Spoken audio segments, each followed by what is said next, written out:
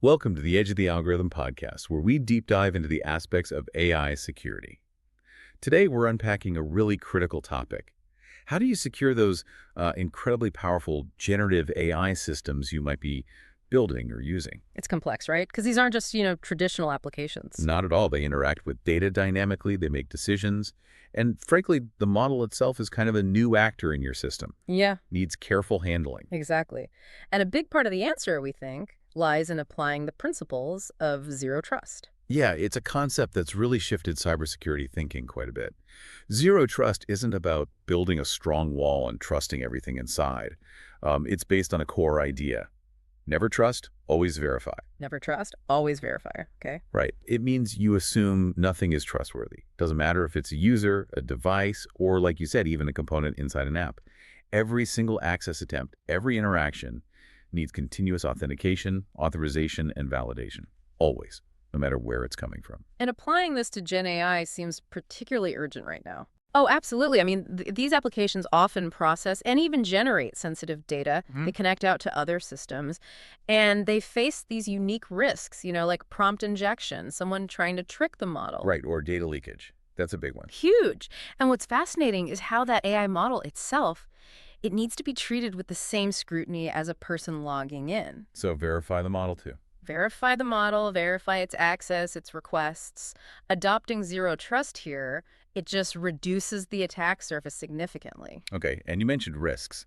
If you look at something like the OWASP-LM Top 10 for 2025, I see a lot of connections there. It seems like zero trust principles map directly onto those critical threats. They really do. It's a very practical framework for tackling those specific LLM vulnerabilities. Okay, let's dig into that mapping then. How does zero trust actually help counter some of those top OWASP risks? Well, let's take LLM 01.2025, prompt injection. That's the big one everyone talks about. Where an attacker tries to manipulate the LLM with bad input, basically. Yeah, exactly. So zero trust pushes for rigorous input validation. You have to scrutinize every piece of user input going into the system, sanitize it, check it for harmful commands or structures. Okay. And it also really emphasizes context isolation, making sure the model operates strictly within its defined boundaries. It shouldn't get unintended access just because of some weird input. So you're verifying the intent behind the input. Structure, yeah. Yeah. Limiting what a malicious prompt can actually achieve. That makes sense. What about protecting sensitive data? That's LLM02, right? Sensitive information disclosure. Right. For LLM02, the zero trust principle of least privilege is just fundamental. You grant the AI model and really all the components it talks to only the absolute minimum permissions they need to do their job, period. Least privilege. Got it. So this stops the model from just grabbing data from places it shouldn't, even if someone tries to prompt it to. And crucially, you apply input and output validation steps. On both ends. Both ends. Make sure sensitive data doesn't accidentally get fed in from a source document, and definitely make sure it doesn't get leaked out in the model's response. You're verifying the data itself at key points. Okay, what about LLM Zoo 6, excessive agency, where the model might try to take actions it shouldn't? Yeah, that's about reining in the model's capabilities, controlling its access to other systems, usually via APIs. A zero trust approach here means a deny by default policy for anything privileged. Deny by default, yeah. You maintain a really strict whitelist of only the specific necessary actions the model is allowed to perform.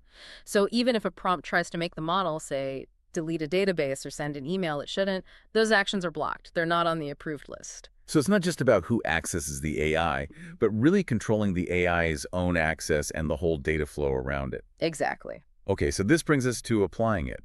How does this look in a common setup, like a retrieval augmented generation app, a Aurora G system? They're everywhere now. Or RAG systems are a perfect example, yeah, because you have the user, the LLM, and your own data sources all interacting. Zero trust demands verification at every single step in that chain. So step by step. Okay, first, authentication and authorization. Strong user login is table stakes, OAuth, SSO, MFA, you know the drill. Right, standard stuff. But then you need role-based access control, RBC, specifically for the data sources. Ensure users can only query data they're actually allowed to see. And here's the critical part for A. When the system retrieves info chunks, embeddings, whatever, from your documents, it must only pull info that the specific user asking the question has permissions for. Ah, okay. So the data going into the model for grounding is already pre-filtered based on the user's rights. Precisely. You verify user permissions down to the document, even sub-document level, before passing anything to the LLM. Wow, okay. That's granular. It has to be. And then, like we said, validate both ends, sanitize the user's query coming in, and critically validate and filter the LLM's final output before it goes back to the user or anywhere else. Catch leaks, catch unsafe actions. And the other principles. Segmentation. Yeah, segmentation and least privilege are vital too. Isolate the components, your LLM service, the retrieval part, the vector database, the original storage. Use network segmentation, microservices, whatever fits, and grant each piece just the permissions it needs. The retriever only needs read access to certain data. The LLM only needs to talk to specific APIs, etc. Minimum necessary permissions. And I assume logging everything is key. Oh, non-negotiable. Continuous monitoring and logging. Log every query, every retrieval, every model interaction, every access grant. This is how you spot anomalies, detect unauthorized attempts, and, have an audit trail if something does go wrong. So putting it all together, it sounds like applying these zero trust practices really helps build GenAI applications, especially complex ones like RAG. They're just fundamentally more resilient. It's about baking security in from the start. It is. It's a mindset shift from perimeter defense to continuous verification everywhere. So maybe the final thought for you, the listener, is this.